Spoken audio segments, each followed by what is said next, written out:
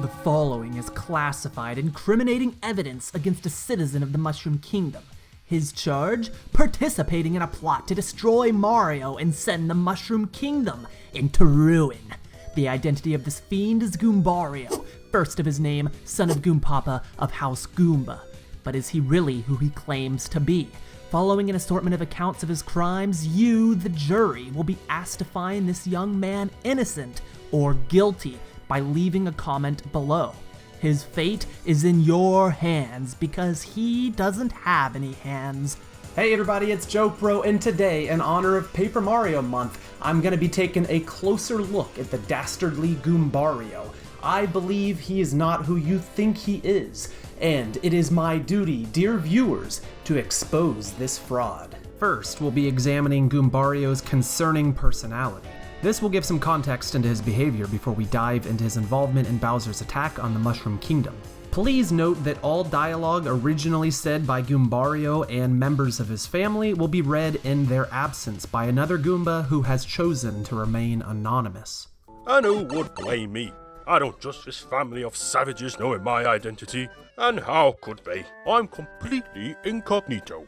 Yeah, sure you are.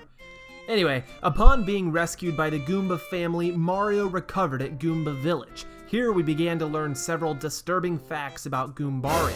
The first is that he's jealous of his little sister, Goombaria, and doesn't understand why everyone's nice to her. Everyone's always nice to her. Why? I mean, I'm honestly wondering, she's not nearly as freaking hot as Goombella. I just don't get it. Please stick to the direct quotes, Mr. Goomba. This may be passed off as nothing more than sibling rivalry. However, Goombaria ultimately exposes her older brother's abusive actions. Goombario's head is as hard as a rock now. Tee. When he does his head bonk move, it really, really hurts. Goombario is embarrassed for Mario to hear this, but ultimately confirms her accusation to be true. Oh, be quiet, Goombaria. You're embarrassing me. Of course, it is true.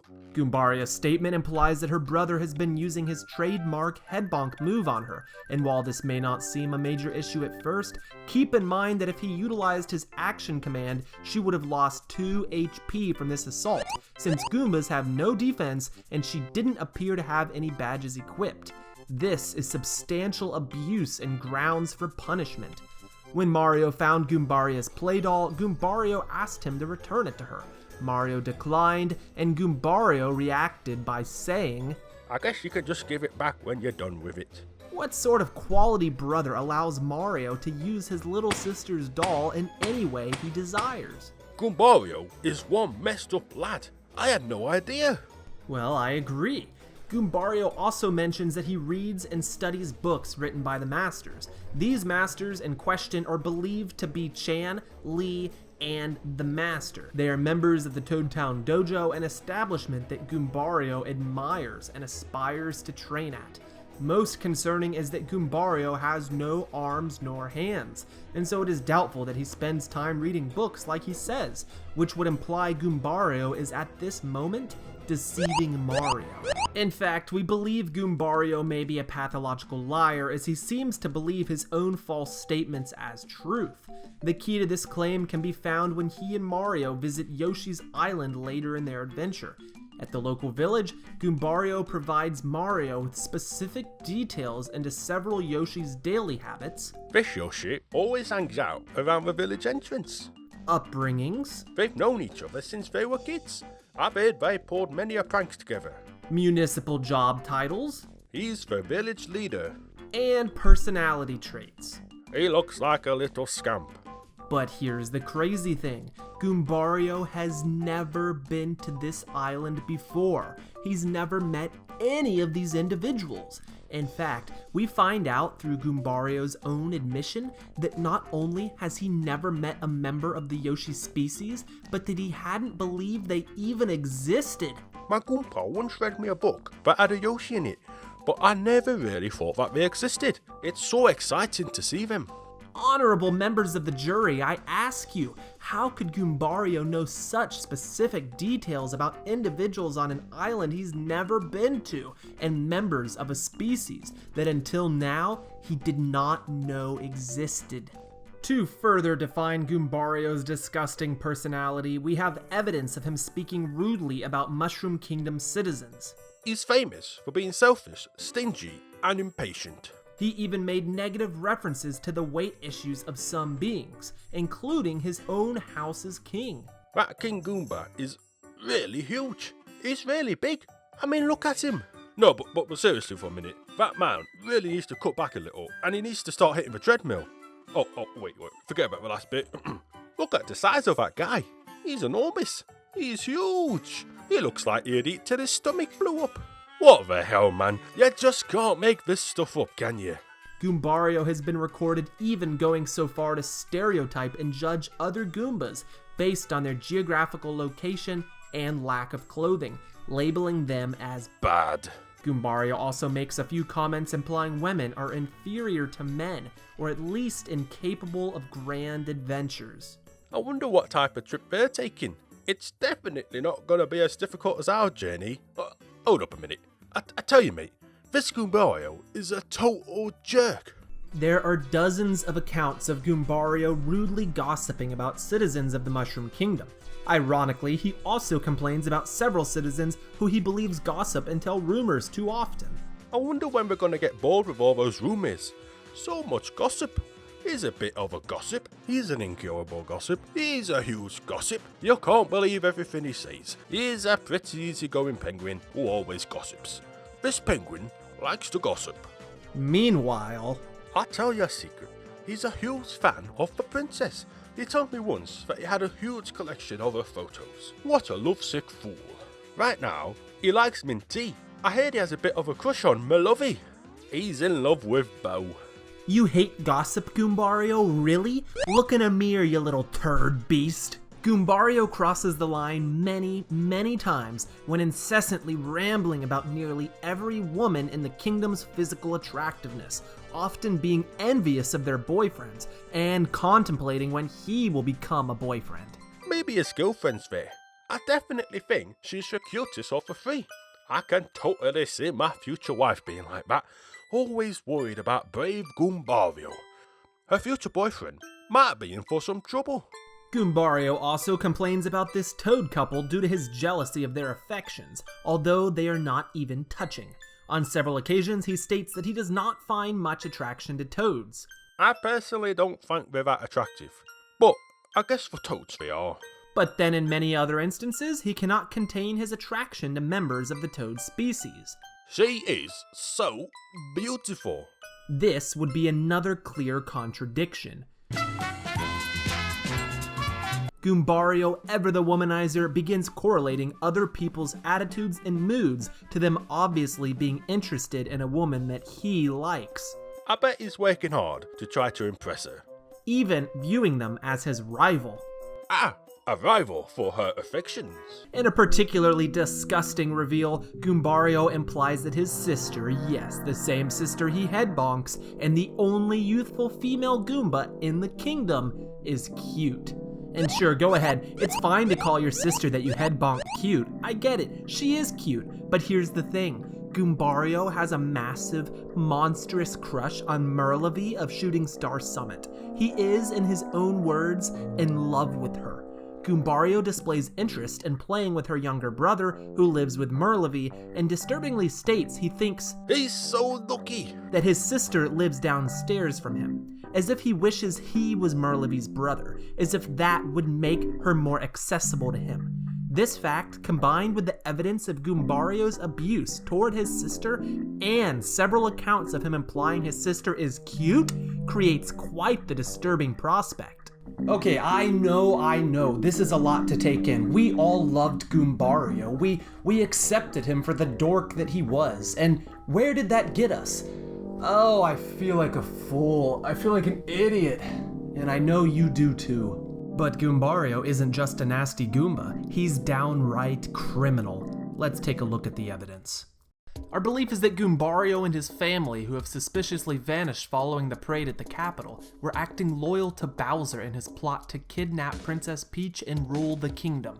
The evidence begins like this. Bowser, rather than killing Mario, tossed him out of his castle into an oddly specific clearing in the outskirts of Goomba Village, where he was found by Goombario. As our secure footage shows, Goombario calls out for Dad, Goomba, Goombario. but later claims she called Daddy, and Goomba, and Goombario. Whoa, a contradiction to be sure. Mario is then moved to the Toad house to be watched over by the aforementioned proprietor. When Mario awoke and attempted to head east to Toad Town, Goompapa refused this. The Goomba father acknowledged that Mario must leave for important reasons, but refused to open the gate until repaired, and that he must first fix one last hinge, thus preventing Mario from rescuing the princess. Once the gate was repaired, Kammy Koopa arrived right on schedule to delay Mario further.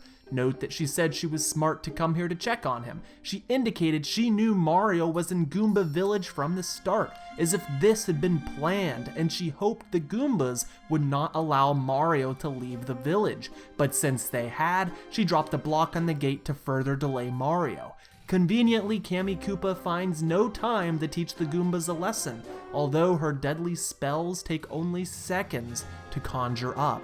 Do you struggle to believe that the Goombas are a secret agent of Bowser, and that they were in league with Kammy Koopa to keep Mario hostage in their village? You think it seems far-fetched that they would ally themselves with this fiend? Well, members of the jury, Goombario, as always, admits his and his family's own guilt by disclosing that he knows Kammy Koopa, when nobody else in the kingdom does at this point. Hey, I know that old Koopa.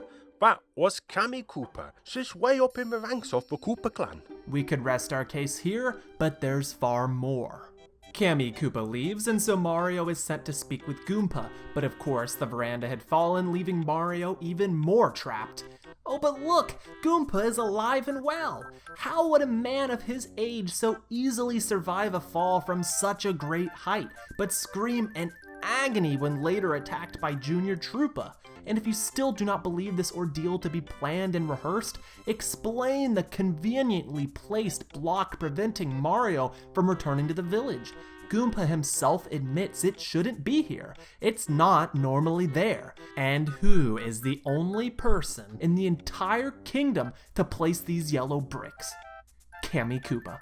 Why would Kammy Koopa, who's apparently short on time, waste time and effort placing a block in an oddly specific spot on the outskirts of town in the opposite direction Mario needed to go? She wouldn't. Not unless she knew Mario would need to pass through there. Not unless the Goombas would make sure he fell from their veranda, and Goomba would be in on the trickery. While heading back to the village, Goomba urged Mario to attack and kill any Goombas who come up to him in the rural district. He encouraged Mario to strike them first, to instigate. I see some bad Goombas ahead. Striking first really helps when it comes to battling. Possibly because these Goombas were not allied with Bowser as he claimed, but knew the truth about the Goomba family. By this point, Mario had obtained a hammer to break the yellow block and was finally able to leave. The Goombas had failed and Bowser would be most displeased. But what's this? An idea! Oh, here's an idea, Goombario. I'm sure Mario will agree. You should accompany Mario. Goomba wishes for Goombario to act as a spy, a threat, and to delay Mario whenever possible. And what's absolutely asinine about this is that Mario is given no choice. Nobody cares whether he wants Goombario's company or not. Goombario is forced onto Mario, but with nearly every other ally who accompanied Mario, he was given the option to bring them along or not, at least at first. Goomba gave Mario no such option, and now that his work was done, he could finally rest easy and take a nap. When Goombario told his family he was embarking on a dangerous journey, they didn't worry about him at all. His mother said things like, "Wear a sweater when it's cold," which Goombario certainly ignored, and when she saw him in Toad Town, all she had to say was, "Good luck and take care of yourself." They didn't seem surprised or shocked that their young and only son was going off on a deadly adventure, because they already knew, because this contingency plan for if Mario escaped the village was planned from the start. It is a good thing Goombario did so much training, isn't it, Dad? When visiting his family later in the adventure, they still don't seem worried about little Goombario. But he does receive one letter from his mother, one that was not intended for Mario's eyes. However, with the help of the kind-hearted Parakarry, we collected this letter as evidence. I hope your tattle ability has finally become useful. She hopes his tattle ability becomes useful? What? She's a bad. They're all a bad. This is proof Goombario was spying on Mario and tattling back to his parents. Is that not enough to convince you of Goombario's despicable crimes? Do you still think Goombario is just an innocent little Goomba? But Goombario is not a child. Goombario is not even a Goomba. Well then, what the hell is he? He looks like a Goomba to me, and I'd say I'm something of an expert on the subject. Well, you see, the most crucial clue came while Mario was at the Crystal Palace. There, he encountered a gang of duplighosts imitating Mushroom Kingdom citizens. Goomba was just one of those imitations. My friends, Goomba does not exist. He is but a duplighost allied with Bowser, and by extension, we believe the rest of his family, including Goombario, may be as well. We already know Kooper here is real, but why do we believe Goomba to be a duplighost but not Luigi, Colorado, and Koopakoot? For several reasons. One is that the duplighosts imitating those other individuals utilize key words in their performances, specific verbiage that those individuals are iconic for saying. It's clear they are playing a role based on a real person, whereas the Goomba duplighost says nothing special. It's just him. He's not copying anyone, but playing his own role that he played all along. Further, we clearly know Luigi is real, as he is Mario's brother. Colorado proactively helped Mario on his quest, so he must be good too. And Koopakoot, well, actually he's probably a duplighost too, now that I think about it. I mean, he's kind of a jerk. Still don't buy my perspective? Fine. But with one question you absolutely will. What is the one thing we know about duplighosts besides that they can take the shape of another being? They never attack Mario unless he sees through their disguise. They don't attack. All they try to do is delay, to postpone, to inhibit. Their singular goal in all instances Mario encountered them was to slow Mario down with their trickery and magic, to prevent him from progressing, and even turn him around and away from his quest. They are known to often make rude remarks and display insensitivity. Does any of this seem familiar? How about all of it? The Goomba family used these same tactics to slow Mario down, and it nearly worked. If Goombario is indeed a duplighost, it would also explain how he knew so much about nearly every citizen in the kingdom, including those he had never met. Duplighosts must be prepared to imitate anyone at any time, and would need to know at least a few key facts to create a believable charade. Okay man, you're honestly blowing my mind right now, and it's really making a bloody mess. I'm glad I could be of service, but unfortunately Goombario was last seen at the celebration parade, and his family had already vanished before that. They could still be out there somewhere, blending in, waiting for their chance to strike at the princess. But for now, it's up to all of you viewers to let me know if you think Goombario is innocent or guilty by leaving a comment and casting your vote below. Is Goombario really a duplighost and co-conspirator with Bowser, or am I totally off the trail? After all, I am just a Paper Mario obsessed YouTuber who overanalyzes this type of thing, so what do I know? And I'm only an anonymous Goomba who's usually stuck between two anonymous pipes, so what do I know? I mean honestly, maybe this Goombario is a total fraud, or maybe this Joe Pro fella is a load of rubbish. But recall one final fact, Mr. Goomba. Goombario was obsessed with and seeked training by the masters at the Toad Town Dojo. One of these masters, Lee, a duplighost.